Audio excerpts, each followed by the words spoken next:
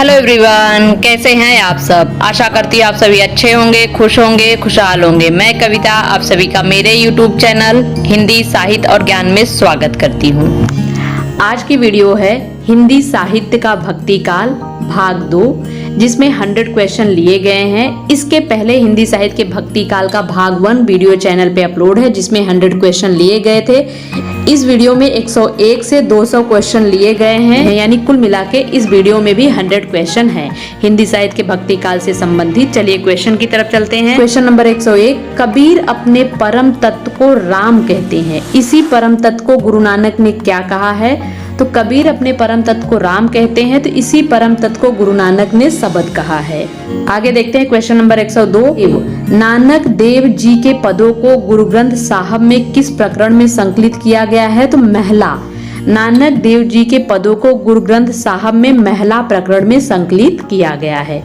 चलिए नेक्स्ट देखते हैं क्वेश्चन नंबर 103, मीराबाई के गुरु का नाम क्या है? तो मीराबाई के गुरु का नाम रैदास है। आगे बढ़ते हैं क्वेश्चन नंबर 104, संत रैदास किसके शिष्य थे? संत रैदास रामानंद के शिष्य थे। क्वेश्चन नंबर 105, अंगवधु में किसकी रचना संग्रहित है? तो अंगवधु में दादू दयाल की रचना संग्रहित है। क्वेश्चन नंबर 106, दादू की रचनाओं का संग्रह हरडे वाणी नाम से किसने किया था? तो दादू की रचनाओं का संग्रह हरडे वाणी नाम से संत दास और जगन्नाथ दास ने किया था। निम्नलिखित में से कौन सा शासक दादू के उपदेशों से बहुत प्रभावित हुआ था? तो अकबर दादू के उपदेशों से बहुत प्रभावित हुए थे। क्वेश्चन नंबर 108, दादू दयाल के साहित्य की सबसे प्रमुख विशेषता क्या है? दादू दयाल के साहित्य की सबसे प्रमुख विशेषता थी सरल और बोधगम्य भाषा। क्वेश्चन नंबर 109, दादू साहब ने किस संप्रदाय की स्थापना की है? तो दादू साहब ने परम ब्रह्म संप्रदाय की स्थापना की है। आगे देखते हैं क्वेश्चन नंबर 110, निर्गुण पंथियों में सर्वाधिक शिक्षित संत कौन है? तो निर्गुण पंथियों में सर्वाधिक शिक्षित संत सुंदर दास हैं। ज्ञान समुद्र और सुंदर विलास के रचयिता कौन है? ज्ञान समुद्र और सुंदर विलास के रचयिता सुंदर दास हैं। क्वेश्चन नंबर 112, मलूक दास की रचनाओं में सर्वाधिक महत्वपूर्ण है ज्ञान बोध। मलूक दास की रचनाओं में सबसे महत्वपूर्ण रचना है ज्ञान बोध।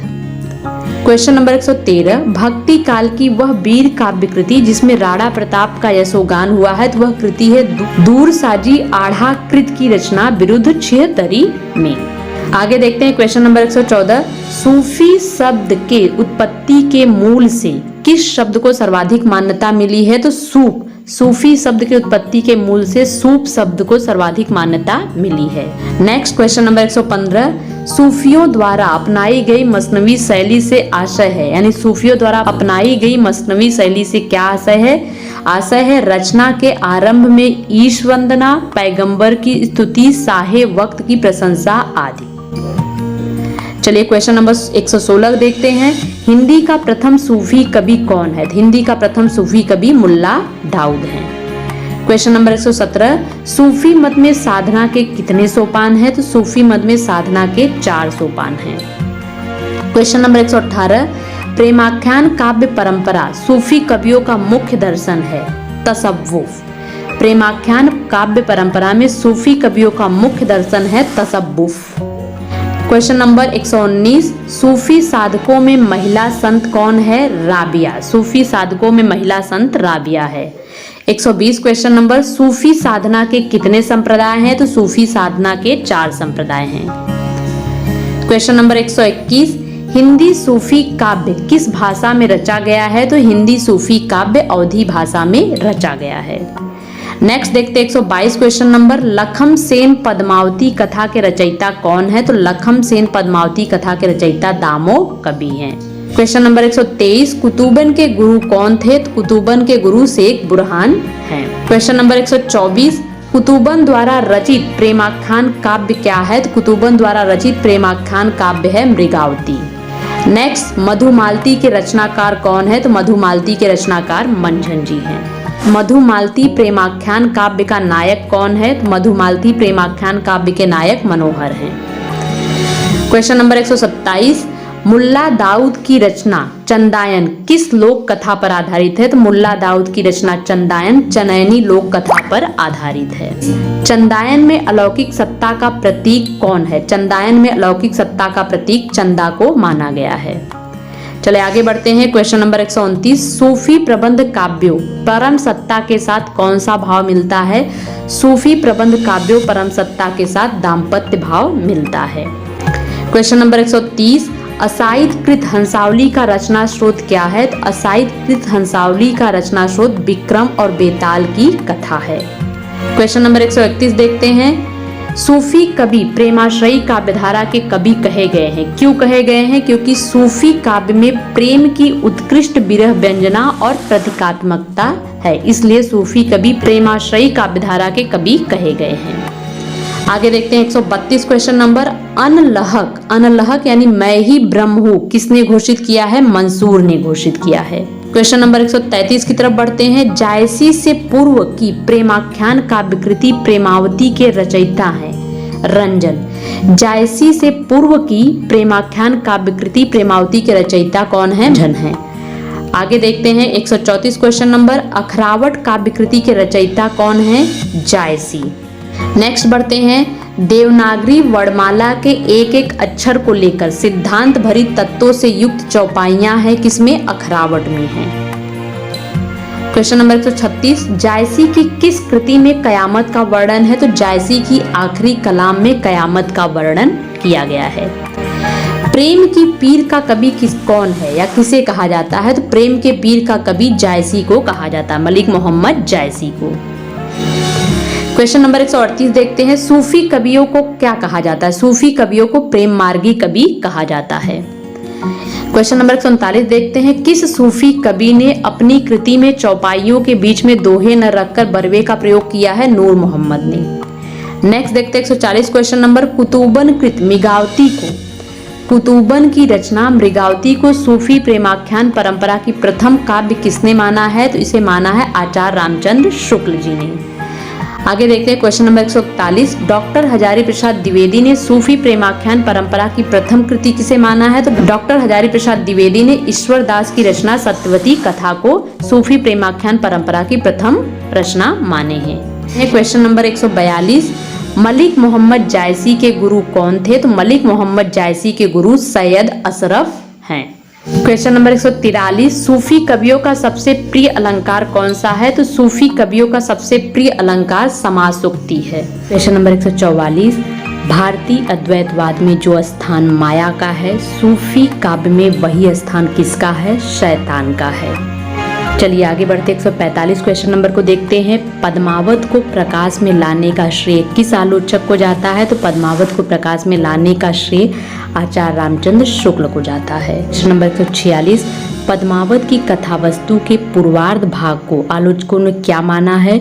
पद्मावत की कथा वस्तु के पूर्वार्ध भाग को आलोचकों ने काल्पनिक माना है। Question number 147। पद्मावत में पद्मिनी किसका प्रतीक है? पद्मावत में पद्मिनी परम सत्ता का प्रतीक है। Question number 148। पद्मावत की भाषा क्या है? तो पद्मावत की भाषा साहित्यिक अवधि है। Question number 149। पद्मावत का कौन सा खंड हिंदी साहित्य की अनुपम निधि माना जाता है? पद्मावत का नागमती वियोग खंड हिंदी साहित्य की अनुपम निधि माना जाता है। आगे बढ़ते क्वेश्चन नंबर 150। किस ग्रंथ को पद्मावत की छाया कहा गया है? तो चित्रावली को पद्मावत की छाया कहा गया है। Question number 151। किस काव्य ग्रंथ का कथानक पद्मावत से प्रभावित है? छिताई वार्ता काव्य ग्रंथ का कथानक पद्मावत से प्रभावित है। आगे बढ़ते 152 क्वेश्चन नंबर देखते हैं। केवल दोहा छंद में रचित प्रेमाख्यान काव्य है, कौन सा काव्य है? गणपति की रचना माधवानल काम कंदला दोहा छंद में रचित ये प्रेमाख्यान काव्य है। Question number 153। ईश्वर दास कृत यानी ईश्वर दास की रचना सत्यवती कथा का नायक कौन है? तो ईश्वर दास की रचना सत्यवती कथा का नायक ऋतुपर्ण है। Question number 154। उस्मान कृत चित्रावली का नायक कौन है? यानी उस्मान की रचना चित्रावली के नायक कौन है? सुजान है। तो 55 क्वेश्चन नंबर। सर्वाधिक प्रेमाख्यान काव्य ग्रंथ के रचयिता कौन है? तो सर्वाधिक प्रेमाख्यान काव्य ग्रंथ के रचयिता जान कवि हैं। क्वेश्चन नंबर 156, रस रतन के रचयिता कौन है? तो रस रतन के रचयिता पोहकर कवि हैं। नेक्स्ट बढ़ते हैं 157 क्वेश्चन नंबर, हिंदी का प्रथम प्रमाणिक और बड़ा महाकाव्य कौन सा है? तो हिंदी का प्रथम प्रमाणिक और बड़ा महाकाव्य है पद्मावत।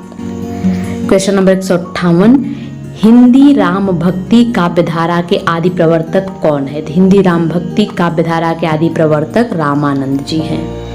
क्वेश्चन नंबर 159, महाभारत के किस शीर्षक में विष्णु के 6 अवतारों का उल्लेख है? तो महाभारत की अनुगीता शीर्षक में विष्णु के 6 अवतारों का उल्लेख है। यह राम की भावना किस पुराण में मानी गई है? तो राम की भावना वायु पुराण में मानी गई है। आगे बढ़ते हैं क्वेश्चन नंबर 161, राम की पादुका के अवतार कौन माने गए हैं? तो राम की पादुका के अवतार काटकोप माने गए हैं। 7वें अलवार भक्त का नाम जो राम के अनन्य भक्त थे कौन है? कुलशेखर। क्वेश्चन नंबर 163 देखते हैं, वाल्मीकि रामायण का भाषा अनुवाद किसने किया? वाल्मीकि रामायण का भाषा अनुवाद किसने किया है? तो वाल्मीकि रामायण का भाषा अनुवाद विष्णु दास ने किया है। चलिए आगे बढ़ते हैं क्वेश्चन नंबर 164, तुलसीदास को कालिदास का वाल्मीकि किसने कहा है? तो तुलसीदास को कालिदास का वाल्मीकि नाभादास ने कहा है। क्वेश्चन नंबर 165 देखते हैं, गोस्वामी तुलसीदास के गुरु कौन थे? तो गोस्वामी तुलसीदास के गुरु नरहर दास थे। क्वेश्चन नंबर 166, तुलसीदास नाटक के रचयिता कौन है? तो तुलसीदास नाटक के रचयिता है जगन्नाथ प्रसाद चतुर्वेदी। क्वेश्चन नंबर 167, तुलसी चरित के रचनाकार कौन है? तो तुलसी चरित के रचनाकार है रघुवर दास। 168 क्वेश्चन नंबर, तुलसीदास को बुद्ध देव के बाद सबसे बड़ा लोकनायक किसने माना है? डॉक्टर ग्रियर्सन ने माना है। 169 क्वेश्चन नंबर, राम काव्यधारा की सबसे प्रमुख भाषा कौन सी है? राम काव्यधारा की सबसे प्रमुख भाषा अवधी है। क्वेश्चन नंबर 170, तुलसीदास के अलौकिक घटनाओं का चित्रण किसमें हुआ है? तो तुलसीदास के अलौकिक जो घटना का चित्रण है वो गोसाई चरित में हुआ है। आगे बढ़ते क्वेश्चन नंबर 171 देखते हैं, तुलसीदास पर चलता फिरता तुलसी तरु किसने कहा था? तुलसीदास पर चलता फिरता तुलसी तरु सुदन सरस्वती ने कहा था। तुलसीदास की माता का क्या नाम था? तो तुलसीदास की माता का नाम हुलसी था। आगे देखते हैं क्वेश्चन नंबर 173, तुलसीदास के कितने ग्रंथ प्रमाणिक माने गए हैं? तो तुलसीदास के 12 ग्रंथ प्रमाणिक माने गए हैं। क्वेश्चन नंबर 174, किष्किंधा कांड से उत्तर कांड तक की रचना तुलसीदास ने कहाँ की थी? तो किष्किंधा कांड से उत्तर कांड तक की रचना तुलसीदास ने काशी में की थी। भक्ति काल के किस कवि ने अपनी हिंदी की रचनाओं में संस्कृति सभी शास्त्रीय परंपराओं का निर्वहन किया है?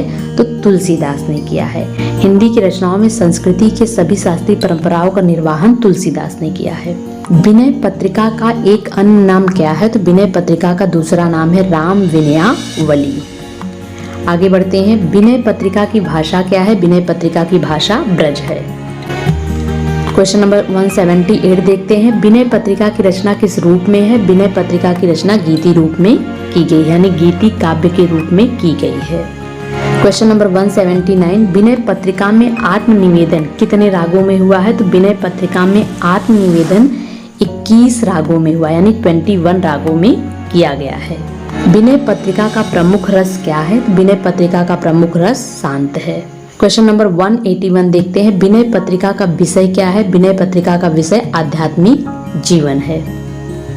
क्वेश्चन नंबर 182, विनय पत्रिका में कितने पद हैं? तो विनय पत्रिका में 280 पद हैं, 280 पद हैं। निम्नलिखित में से किस ग्रंथ में तुलसीदास ने छंद विशेष न रखकर 21 रागों की योजना की है? तो वह है गीतावली। 184 क्वेश्चन देखते हैं, तुलसीदास ने मीन की शनिचरी का वर्णन किस ग्रंथ में किया है? तो तुलसीदास ने मीन की शनिचरी का वर्णन कवितावली में किया है। नेक्स्ट, कवितावली को कवित्र रामायण क्यों कहा जाता है? कारण क्योंकि इसमें राम कथा 7 कांडों में वर्णित है। कवितावली को कवित्र रामायण इसलिए कहा जाता है क्योंकि इसमें राम की कथा 7 कांडों में वर्णित है। क्वेश्चन नंबर 186, कवितावली में कितनी कविताएं हैं? तो कवितावली में 325 कविताएं हैं। 187 क्वेश्चन देखते हैं, कवितावली में कितने प्रकार के छंदों का प्रयोग हुआ है? तो कवितावली में 4 प्रकार के छंदों का प्रयोग किया गया है। कवितावली के किस कांड में एक ही छंद है? तो कवितावली के किष्किंधा कांड में एक ही छंद है। आगे देखते हैं 189 क्वेश्चन। किस ग्रंथ में तुलसी ने राम ऐश्वर्य को प्रधान स्थान दिया है? तो कवितावली में तुलसीदास ने राम के ऐश्वर्य को प्रधान स्थान दिया है। क्वेश्चन नंबर 190, रामाज्ञा प्रश्न का दूसरा क्या नाम है? तो रामाज्ञा प्रश्न का दूसरा नाम है दोहावली रामायण, यानी रामाज्ञा प्रश्न को दूसरे नाम से जाना जाता है, दोहावली रामायण के नाम से जाना जाता है। नेक्स्ट देखते हैं 191 क्वेश्चन नंबर, तुलसीदास की कुमार संभव से प्रभावित रचना कौन सी है? तो तुलसीदास की कुमार संभव से प्रभावित रचना पार्वती मंगल है। आगे देखते हैं 192 क्वेश्चन नंबर, तुलसीदास की कौन सी रचना वाल्मीकि रामायण पर आधारित है? तो तुलसीदास की जानकी मंगल रचना वाल्मीकि रामायण पर आधारित है। नेक्स्ट, बरवे रामायण में कितने बरवे छंद है? बरवे रामायण में 69 बरवे छंद है, यानी 69 बरवे छंद है। क्वेश्चन नंबर 194, वैराग्य संदीपनी में प्रयुक्त छंद कौन कौन से हैं? तो वैराग्य संदीपनी में दोहा, सोरठा और चौपाई छंद का प्रयोग किया गया है। आगे देखते हैं रामचरितमानस की रचना पद्धति कौन सी है? तो रामचरितमानस की रचना पद्धति दोहा चौपाई पद्धति है। क्वेश्चन नंबर 196, रामचरितमानस को पूरा करने में तुलसीदास को कितना समय लगा था? रामचरितमानस को पूरा करने में तुलसीदास को 2 वर्ष 7 महीने लगे थे। क्वेश्चन नंबर 197, रामचरितमानस में कितने कांड है? तो रामचरितमानस में कुल 7 कांड हैं। सीता जी की वंदना करते हुए उनको कन्या, माँ और प्रिया के रूप में किसने स्मरण किया है? तो तुलसीदास ने स्मरण किया है। 199 क्वेश्चन नंबर देखते हैं, आचार्य रामचंद्र शुक्ल ने लोक मंगल का कवि किसे कहा है? लोक मंगल के कवि तुलसीदास जी कहे जाते हैं। हिंदी का जाति कवि किसे माना गया? हिंदी के जाति कवि भी तुलसीदास ही कहे जाते हैं। अगर आप सभी को इस वीडियो का PDF चाहिए तो आप सभी इस टेलीग्राम चैनल से जुड़ सकते हैं, जिसका लिंक आपको डिस्क्रिप्शन बॉक्स में मिल जाएगा। तो आज का वीडियो यहीं खत्म होता है, फिर मिलेंगे एक नए वीडियो में नए टॉपिक के साथ। तब तक आप सभी खुश रहिए, हंसते रहिए, मुस्कुराते रहिए। मेरे YouTube चैनल हिंदी साहित्य और ज्ञान को लाइक, शेयर एंड सब्सक्राइब करते रहिए। आप सभी का बहुत बहुत धन्यवाद।